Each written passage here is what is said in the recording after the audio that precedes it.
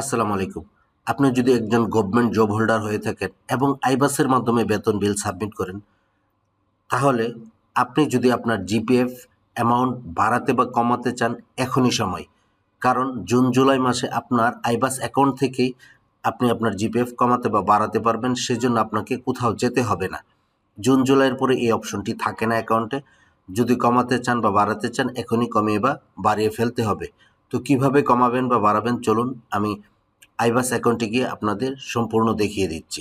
আমি এখানে আইবাস plus plus লিখে সার্চ দিলে এই ওয়েবসাইটটি চলে আসবে। এখানে আপনাকে লগ ইন করতে হবে। আমি লগ ইন করে নিচ্ছি। এখানে আপনার ইউজার নাম এবং পাসওয়ার্ড দিয়ে দিবেন। আমি ইউজার নাম এবং পাসওয়ার্ড দিয়ে ক্যাপচাটা দিয়ে লগ ইনে ক্লিক করছি। আমি লগ ইনে ক্লিক করছি। এখন বাজেট এক্সিকিউশনে ক্লিক করব। এখন পে বিলে ক্লিক করব। বিল সাবমিশনে ক্লিক করব। আপনারা কিন্তু এই প্রসেসটা সকলেই জানেন। এখান থেকে আমাদের বিলটি সাবমিট করতে হয়। মাসের নামটা সিলেক্ট করে গোতে ক্লিক করলে এখানে মাস আপনার টোটাল বিলটা দেখাবে।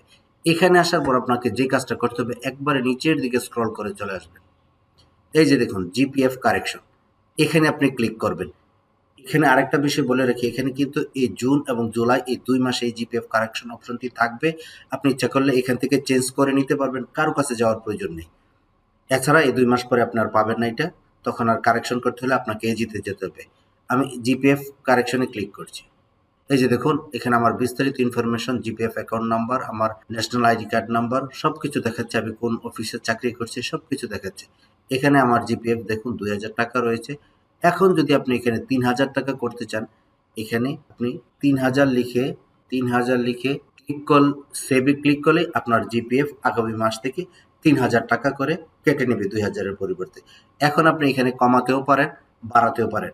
তবে যে বিষয়টা মানতে হবে, ৫ থেকে ২৫% আপনার বেসিকের ৫ থেকে ২৫% এখানে সিলেক্ট করে দিতে হবে। কমপক্ষে ৫% এবং সর্বোচ্চ ২৫% আপনাকে দিতে হবে।